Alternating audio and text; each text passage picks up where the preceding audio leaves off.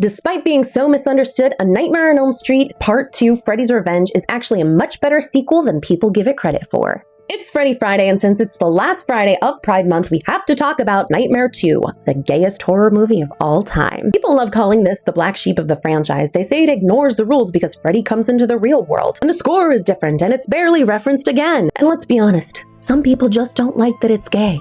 But that's their problem. I think Nightmare 2 is one of the franchise's strongest sequels. For starters, it directly follows the first movie. Jesse moves into Nancy's house at 1428, we get Nancy's diary, references to the original, more context, and the lingering trauma left behind. And it feels like Freddy really never left the house, so my interpretation has always been that Nancy pulled Freddy into reality at the end of the first film, leaving something behind. So in part 2, the house is infected and Jesse becomes the doorway Freddy uses to force himself into the real world, a possession film. People say this breaks the rules, but this was only the second movie. The franchise was still figuring out what those rules even were. And I believe this is the scariest version of Freddy. He is not a comedy icon yet. He's slimy, sinister, witchy, and mean. And while not Charles Bernstein's score, Christopher Young's haunting score gives the movie this chilling angle, which is a great contrast to the sweaty, nightmarish feel of the whole film. Then there's Jesse. Whether intentional or not, his story became a powerful metaphor for repression, shame, and feeling like the real you is something monstrous. He's terrified of what's inside of him, he's terrified of being seen, and that is why this movie means so much to the LGBTQIA horror fan. The ending may not have been the strongest final battle, but Lisa reaches Jesse through love and reminds him he's still worth saving.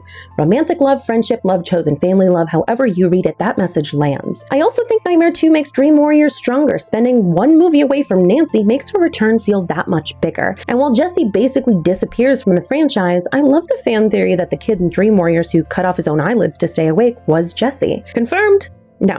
Emotionally devastating enough to live in my house?